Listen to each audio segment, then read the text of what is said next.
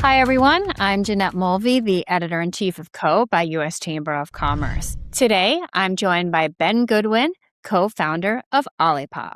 Ben and his co-founder, David Lester, launched this prebiotic better-for-you soda brand as a scrappy bootstrap startup in 2018. The company is now valued at almost $2 billion. Ben and I will talk about how he got started in the soda business, how he balances purpose with profit, and who makes the best Olipop employees. Welcome, Ben. Thank you for being here today. I really appreciate it. Yeah, thanks so much for having me. I'm really excited. Yeah, me too. Okay, so let's talk about the Olipop journey. So you started the business in 2018 with a $100,000 investment that you got from a previous company that you founded and sold. hmm So now Olipop is valued at, the last time I saw, valued at $1.85 billion, which is a lot of dollars. It's a lot of Olipop. So $100,000 really isn't a lot of money for starting a business, Right. especially Yeah. consumer products business. So how did you decide how to invest that $100,000? Where did you spend it? Yeah. Well, thank you. Early on, it's a little bit of a whack-a-mole in terms of, what you're looking to do, unless you are independently, quite wealthy prior to starting the business. You want to move the enterprise and the product, especially, as far along as you can towards a proof of concept before you go out and raise additional investor dollars. So for us, we technically incorporated Olipop in 2017. And that gap between incorporation and launch in late 2018 was a lot of that was this kind of early arc of, all right, I have to formulate the product. So there's huge amount of testing associated with that. We wanted to work on kind of the brand identity and the brand. I mean, that's how we came up with the name. Olipop was during that period. We did make the mistake. It was a good learning experience. We did make the mistake of actually, we did a whole round of brand and can design work it was with a fairly pricey agency out of the UK.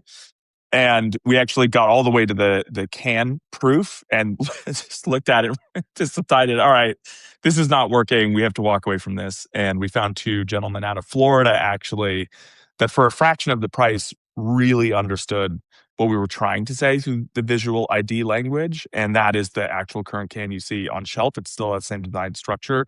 That's taken us a really long way. So getting all that locked in, was where a lot of the initial capital expenditure came in.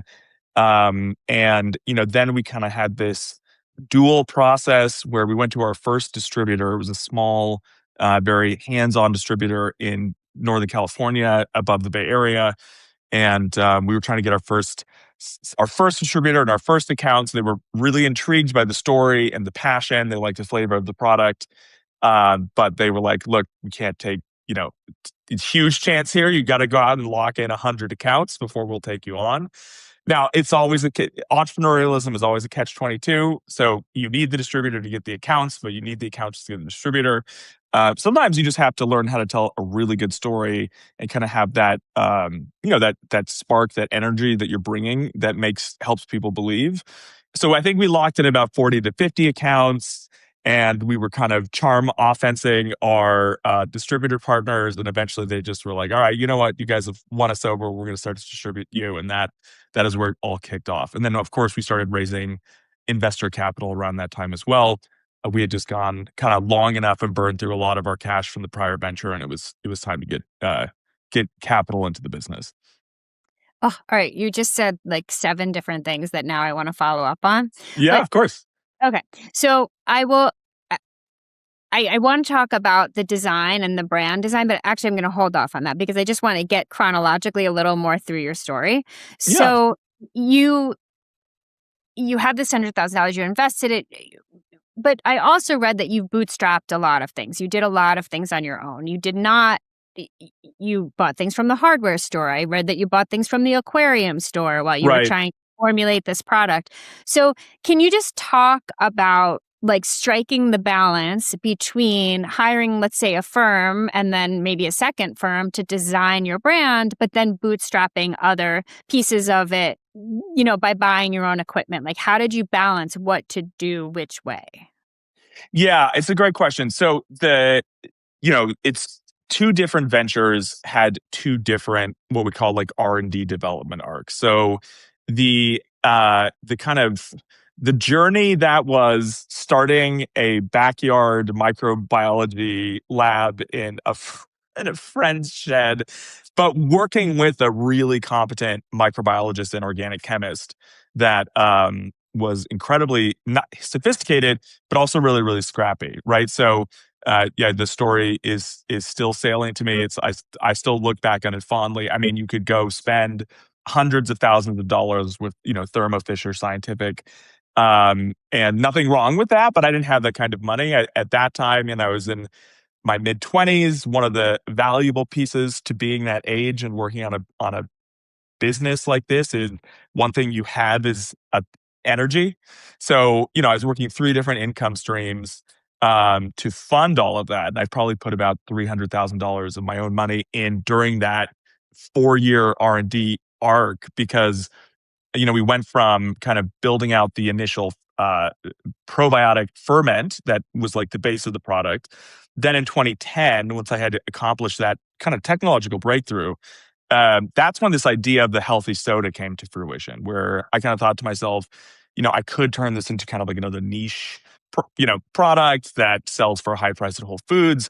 Nothing wrong with that, but really my goal has been to help as many people as possible. And thought to myself, all right, well, soda, is it's the largest non-alcoholic category. It's full sugar soda, especially, is driving a lot of health issues and really severe weight. I mean, I'm sure according to the CDC, 40 to 50% of Americans have type 2 diabetes and pre-diabetes. And so that felt like a really good thing to go try to work on. And so, but once you make that decision, you have this whole other development arc, which is actually making the soda work and coming up with the sweetener system so that it's low in sugar, but it tastes really sweet, all that kind of stuff. For Olipop, what was nice about having the first go around was I had so much more experience as a formulator under my belt. I mean, I've basically been formulating since I was 20. So coming into Olipop, I now have over a decade of formulation experience. I didn't have to have the same kind of like really hardcore science that went into the development of Olipop, but there was an enormous amount of know-how, and I was able to convert all of that over. And as far as bootstrapping goes, again, just getting back to look, some people have the luxury of bootstrapping, and some people don't. One of the things that drove the funding timing for both Obi and Olipop was the fact that my business partner had a family. He could only work with that without income stream for so long, and I completely respect that. But you also want to make sure that if you go take people's money, that you have a good sense that the foundational like the further you can get, so the more that you can really prove out the product, maybe even do a trial run at a commercial scale to really make sure that nothing falls apart. The further you can get with the brand identity, the design, you can think through, maybe build a website, and then especially if you can go start getting some real sales of the product, it not only helps you to feel more comfortable that you're not going to waste the investor capital that you raise, but it also goes a long way in helping the investors see tangible value. And that can often lead you to better valuation at time of raise. So it's going to be different for everybody based on their tolerance, their category, their kind of personal need state. But I really do recommend, there's a lot of value to bootstrapping for kind of as long as you can go. Now, one final comment here. In this case, beverage is a high volume, low margin. You just called out the kind of business model of CPG. So the vast majority of the time, unless you're sitting on tens of millions of dollars that you're having just to throw into it, you will eventually likely need that. And so it's an somewhat inevitable in beverage, but going as far as you can before you raise is always better. So, When you do eventually take on investors, I assume that things change. You are no longer just answering to yourselves. You now have investors that you have to answer to. But what got you there was your own scrappiness and trusting your Mhm. own decision making. So how do you balance and continuing to be true to yourself and your vision and your what you know is the right thing to do, but also answering to your investors? It's a super wonderful question, and it's a really important topic. And I have a bunch of thoughts on this. I'll try to keep it kind of as consolidated as possible. So, step number one, which is absolutely the most important, and sometimes it can sound like a luxury, but as you know, I have this long arc of experience. I am as crystal clear today as ever that how much it is critical and not a luxury. And sometimes I don't want to say it'd be better not to start the company and work with the wrong investors, but if you accidentally find yourself in the wrong investor partnerships, down the road, it can be catastrophic for the business. So the question then becomes, how do you find the right investor relationships? Well, see, the question about bootstrapping, the further you've gone in your development and your proof of concept arc, typically the higher quality investor you can bring to the table, your universe of available options expands. That's useful there. Then it's like, all right, who is the right kind of investor? So psychology matters a lot. Kind of philosophical principles matter tremendously.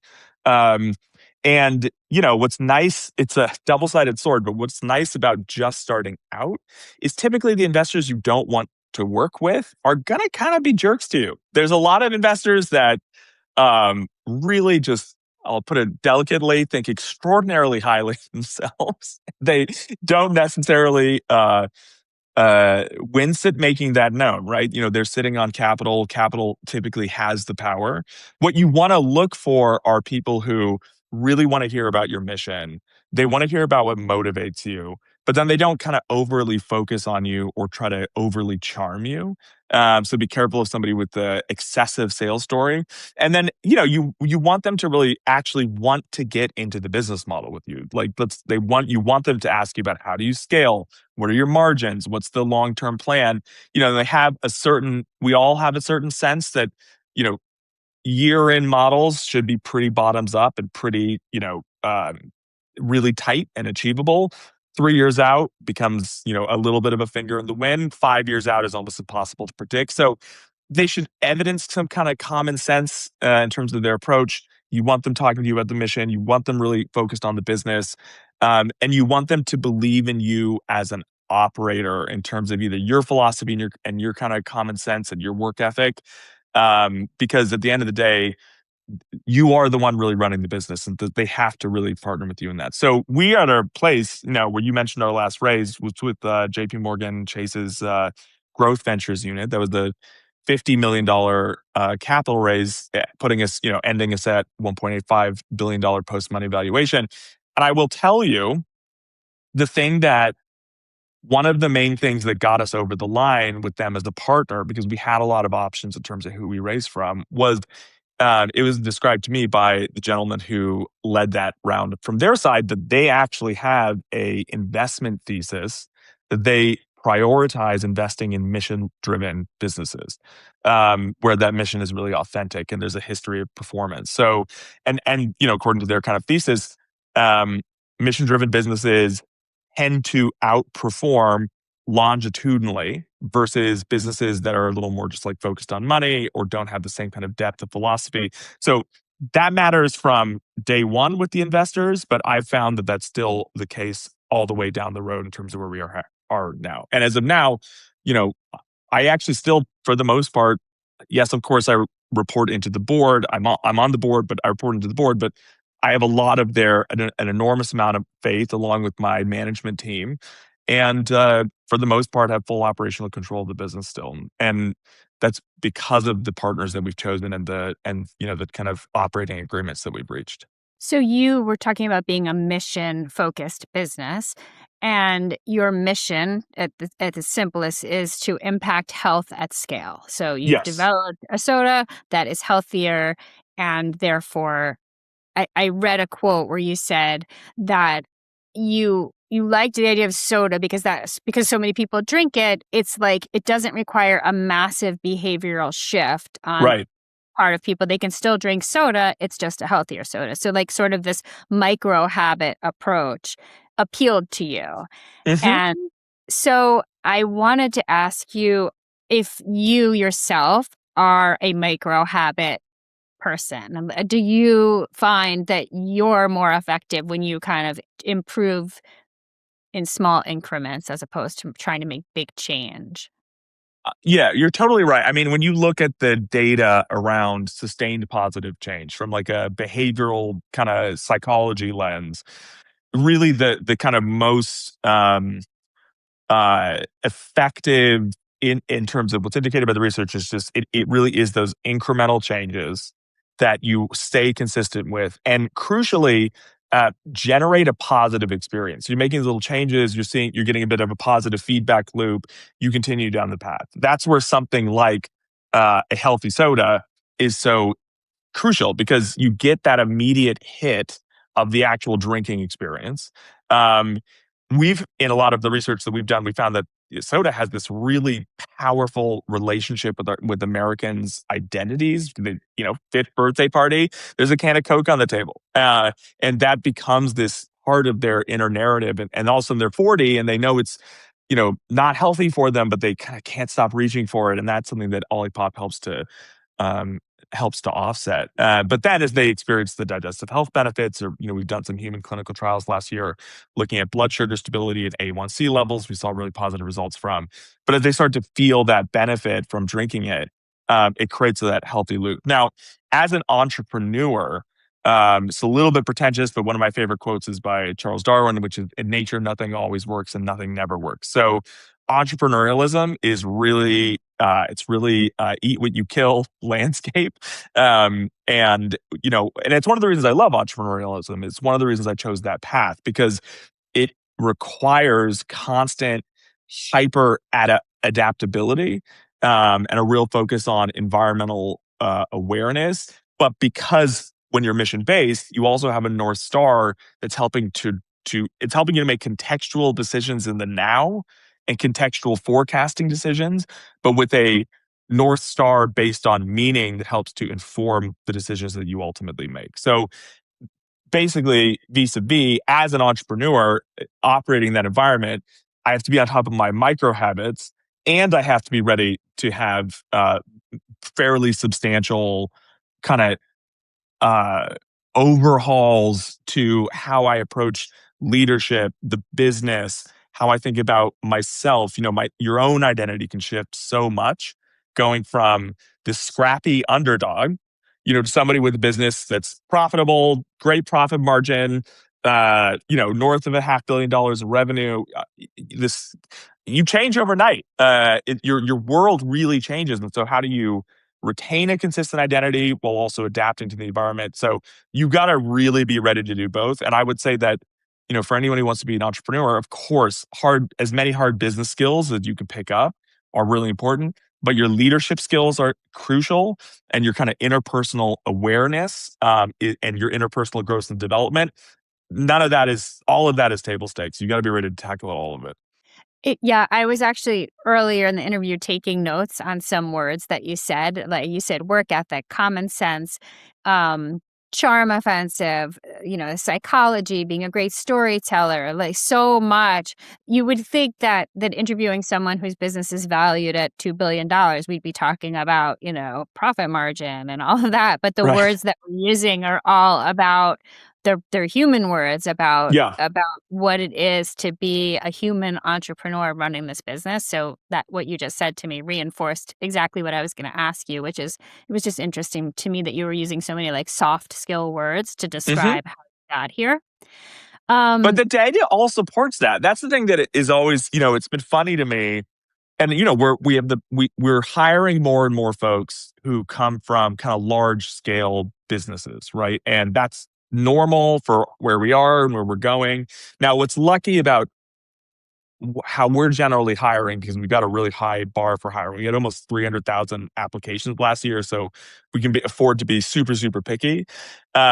So a lot of folks who come to Olipop, even from larger scaled corporate environments, typically they're looking for something different and refreshing and more humanistic. But yeah, I would just say it's like the data really supports. I mean, going as far back as the 90s is when this information really started to come to the fore. There's the book Working with Emotional Intelligence that really just like showed the impact to quality of life, quality of culture, but also the financial implications of higher EQ leaders and operators inside of a business versus lower EQ.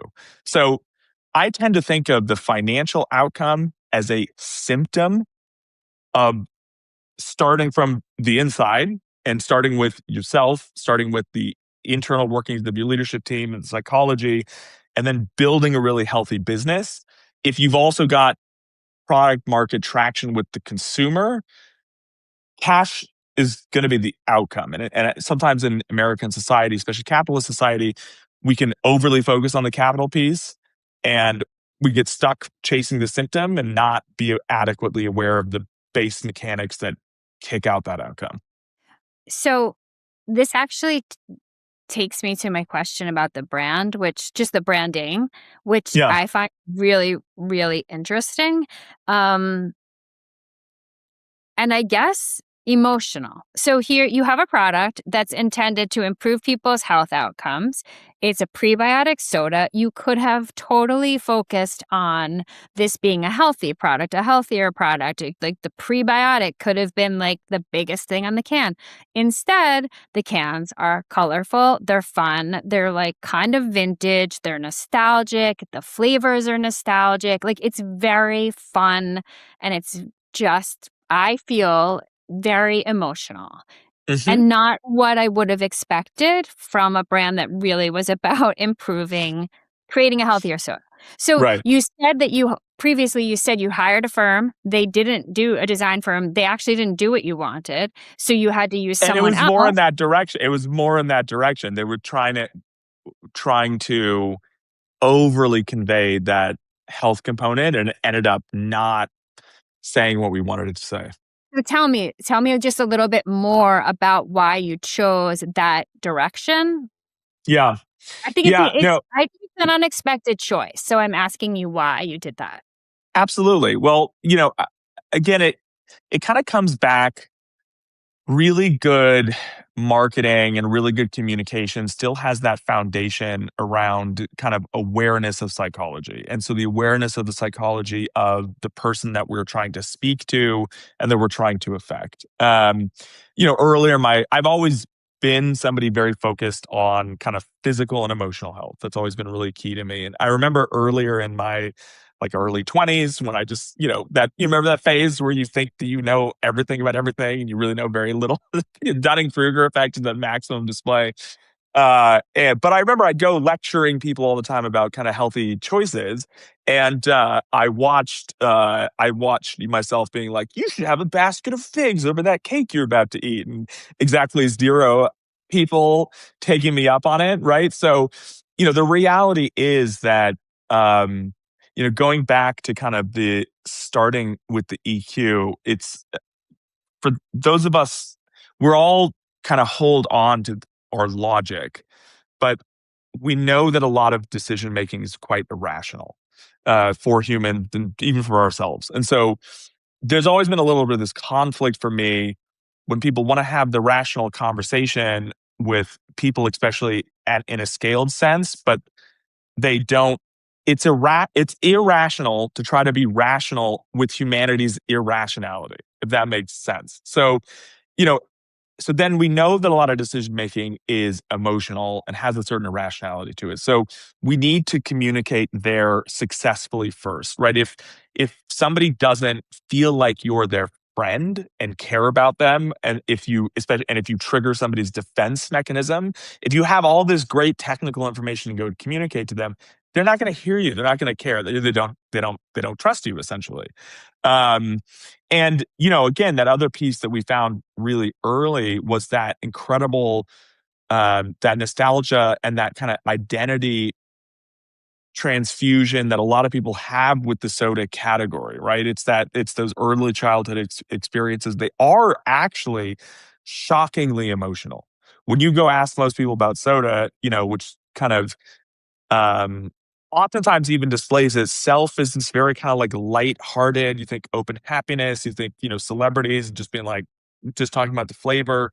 So soda even kind of displays itself in that way. But when we went and talked to our customers, we found these really emotional, this lemon lime flavor reminds me of drinking Sprite on my grandmother's porch when I was in middle school, and she's not around anymore, but it always brings me back. Or the root beer reminds me of the family picnic barbecue down by the river every summer. Or we've had people tell us stories about their grandparents in hospice who they brought an Olipop flavor to, and that Olipop flavor reminded them of what they drank as a child, and it created this opportunity for them to share these memories and these like stories that were really, really powerful as they kind of exited this reality. And that stuff is super, super powerful. So it is your point is super, fair. We have a clinical relationship with Purdue University. We work with both their stability lab. We have a ongoing in vitro clinical pipeline. We run all new formulas through that with them, looking at digestive health outcomes, microbiome health outcomes. And as I mentioned, we did multiple human trials last year, looking at blood sugar stability, A1C levels. We're working right now. We have 250 pre-diabetics in a human trial, again looking at blood sugar stability, A1C levels. We have 2 GLP-1 human trials coming up this year. We're working with insurance companies. So you would think that we just have a person with a lab coat on the front of the can, but the reality is that you need to enter the household and the consumer's kind of hearts and minds with the emotional landscape first, and then maybe once you've gained their trust, they'll be open to the rest of the information. So I wanted to ask you that question because I think that what you just said applies to any kind of business. And I think that's something that our audience can adopt no matter what they do, with hearts and minds first. So Yeah, thank you for saying that the you way that bet. I had you would answer it. Um, so you mentioned that last year you got 300,000 job applications for open positions. So clearly a lot of people would like to work at Olipop. I read that you have an all remote workforce, which is interesting, especially when companies are forcing people to return to the office.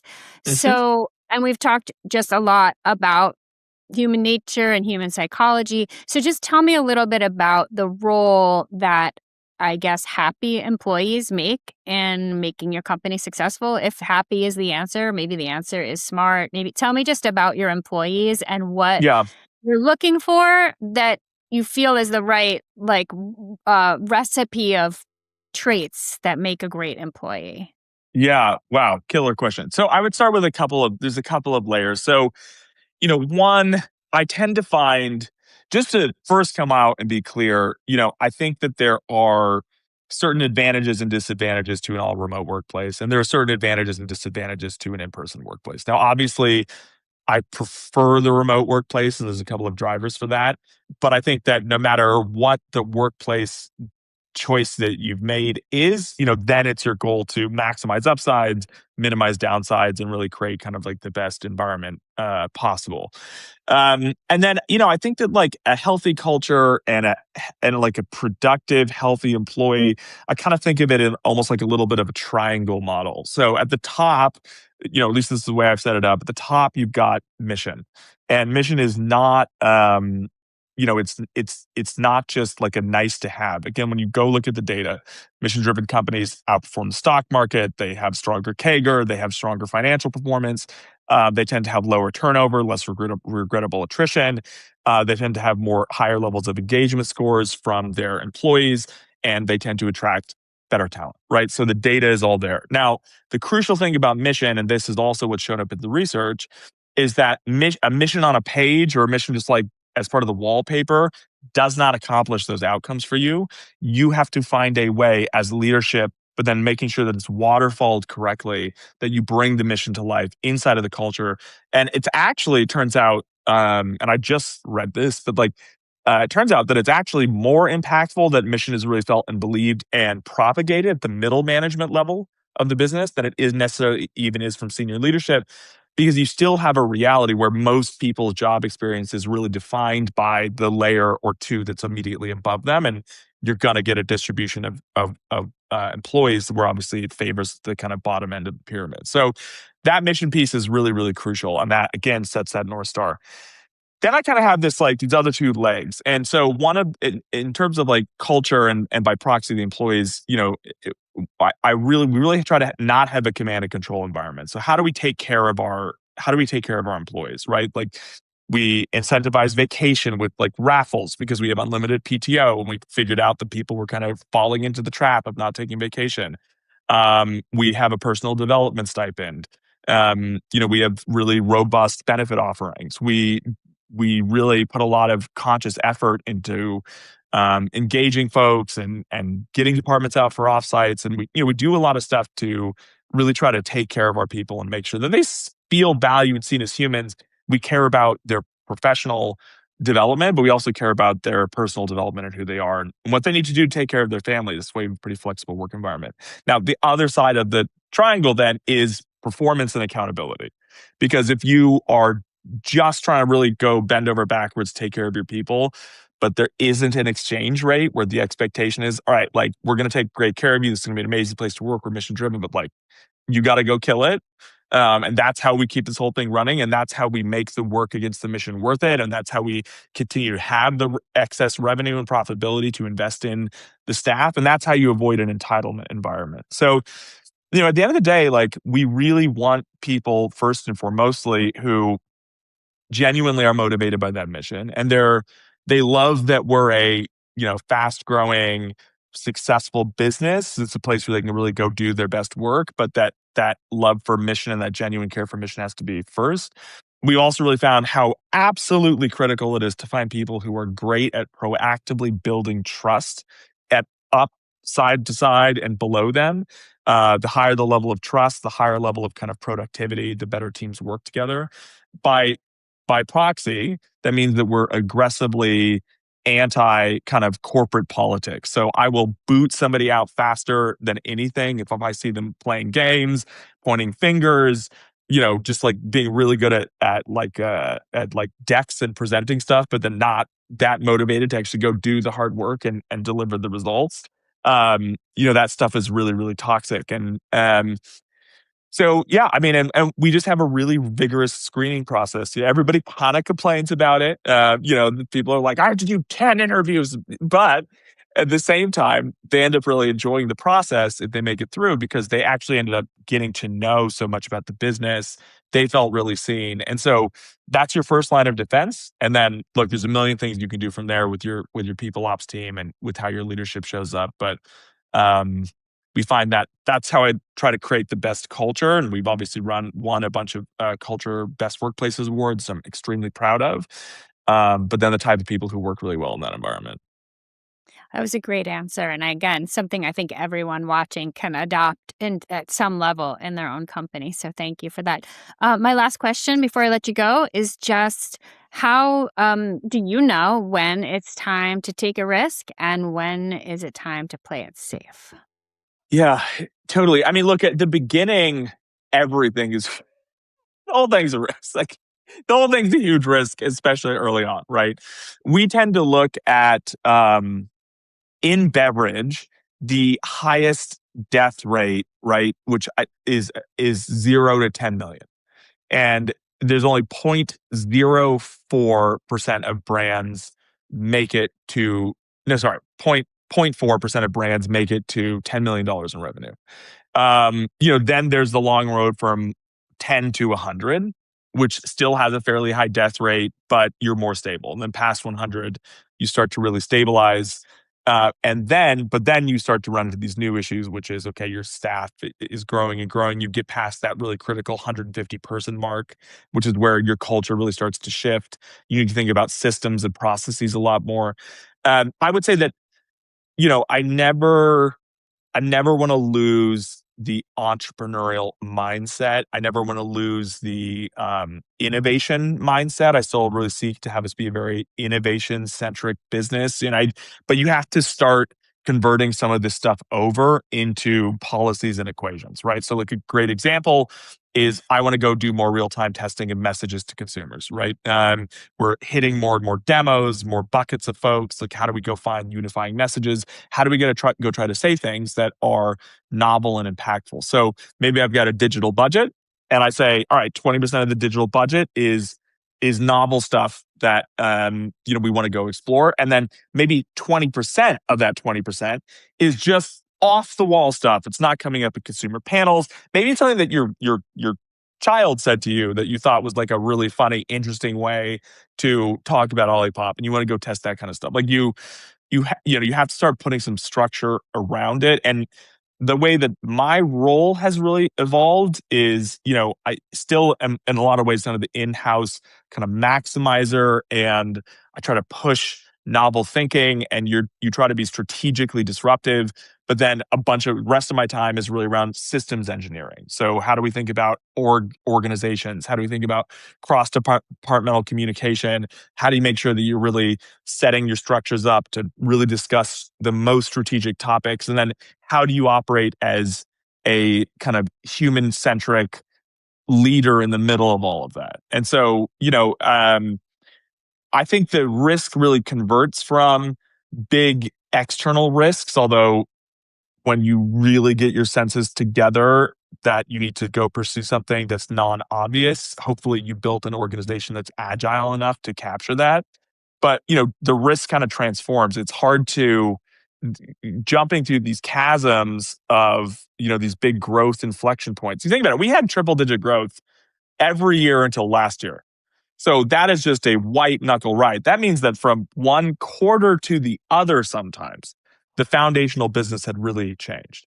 And the growth that requires of you as a leader to not kind of cling to the relevance of what you delivered yesterday, but really think about what do you need to develop now, and how is your role going to evolve. Like, you can even look at some of those things as risks or as moments where you have to evaluate where you're going to step up to, where you're the most valuable, and evaluate where you need to step away from, and who you need to go hire and empower to really lead those things. So I would say that, like, the risk landscape transforms, the entrepreneur's role transforms. Um, but if you destroy all risk appetite in the business, I do think that will inevitably create a real flattening of the growth curve in ways that it's like kind of hard to anticipate. So you kind of need people at least open-minded and open to some novelty and some risk. I love that. And I love that as our final question. So thank you so much. This has been such a pleasure. It was really, really great advice and information for my audience. So thank you so much, Ben.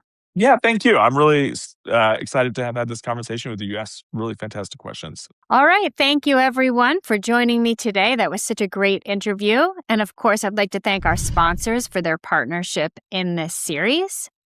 We'll be sending you a recording of this episode soon, and you'll also have a chance to sign up for our free AI training for small businesses. We hope you'll give that a try. Until next time, take care, everybody.